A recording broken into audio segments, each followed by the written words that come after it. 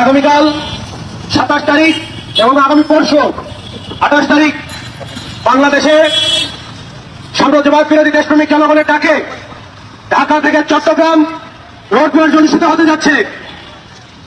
আপনারা জানেন যে অন্তর্বর্তীকালীন সরকার দায়িত্ব নেওয়ার পরে এসে সেই যে আওয়ামী লীগের আমলে সম্পাদিত চুক্তি ছিল যে চট্টগ্রাম বন্দরের নিউ মরিং টার্মিনাল, সেটি একটি বিদেশি কোম্পানি ডিপি ওয়ার্ল্ডকে ইজারা দেওয়ার যে চক্রান্ত, সেই চক্রান্ত কিন্তু এই অন্তর্বর্তীকালীন সরকার করে আসছে শুরু থেকেই।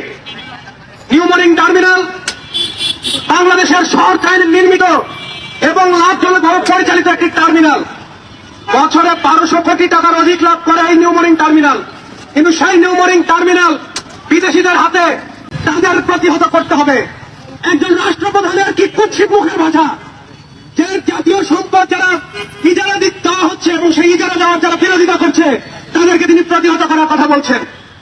আমরা দেখছি যে অন্তর্বর্তীকালীন সরকার শুরু থেকে মিয়ানমারের রাখাইন রাজ্যে সেই যে তথাকথিত মানবিক করিডোর, সেই মানবিক করিডোর দেওয়ানের লুকোচুরি করে আসছে।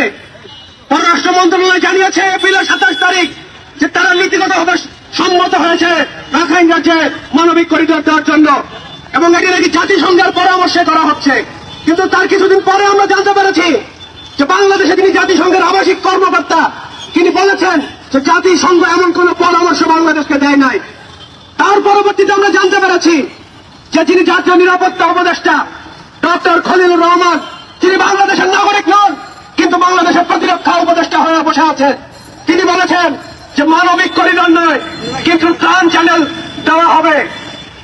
জনগণের সম্মতি ব্যতীত এই ধরনের সাম্রাজ্যবাদী চক্রান্তের বিরুদ্ধে আমরা দীর্ঘদিন ধরে লড়াই সংগ্রাম করে আসছি বন্ধুগণ। তারই ধারাবাহিকতায় আগামী 2 দিন আমরা ঢাকা থেকে চট্টগ্রাম যে রোড মার্চ, সেই রোড মার্চ আমরা আয়োজন করছি। আপনারা জানেন যে ইতিমধ্যে প্রধান উপদেষ্টা সহ বিশেষ কিছু রাজনৈতিক দলের নেতৃবৃন্দ বারবার কাতার ভ্রমণ করেছেন। কাতার ভ্রমণের উদ্দেশ্য কি?